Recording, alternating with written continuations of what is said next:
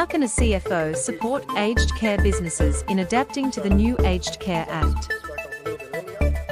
The CFO could become quite important in this.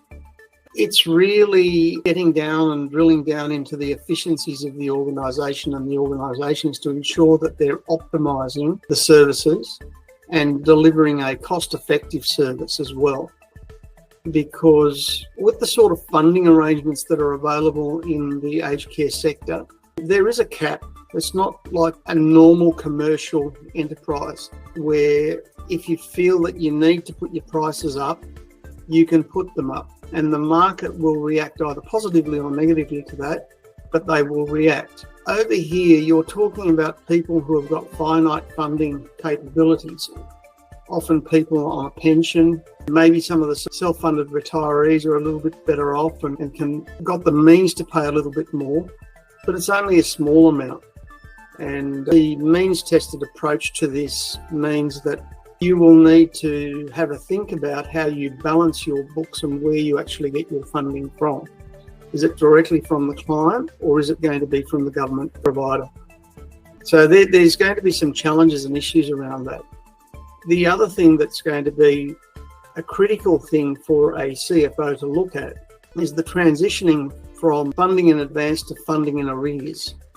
So funding in arrears means that you'll have delivered the service, you'll have completed the service delivery before you actually get paid for it. And you need to have cash reserves in place so that you can actually continue to fund those operations. And with most of these organisations in aged care, let's not kid ourselves, the biggest expense is labour. It's the cost of labour. And it can, look, depending on how well the organisations are set up, it can be anywhere between 55-60% up to 80% of their cost could be labour cost. So it becomes a real challenge. And if funding is coming in later to pay for these, and there is perhaps in some instances not a profit objective, but just a not-for-profit objective where it's talking about viability. So in other words, it does need to make something to keep some extra money in the kitty, but it's not funding, it's not the profit incentive that the not-for-profit sector, for the for-profit sector has. In other words, their objective is to make the money, and therefore they're going to be in a better position because they will, provided they are generating profits, they will be able to put away cash through their cash collections to help fund some of this changeover. So look, the CFO is going to have a very, very important role to play in this.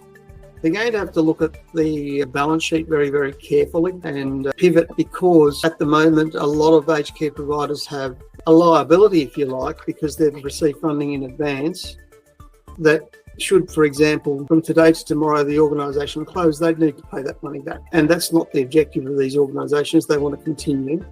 So that liability, if you like, will disappear. And when you receive your money, it is actually received in advance. So what it's going to create is a bigger debtors balance.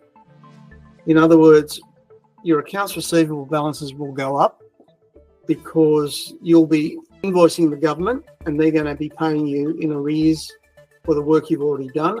You're also invoicing the client. So client management is really, really important and crucial to ensure you're collecting money in a timely fashion.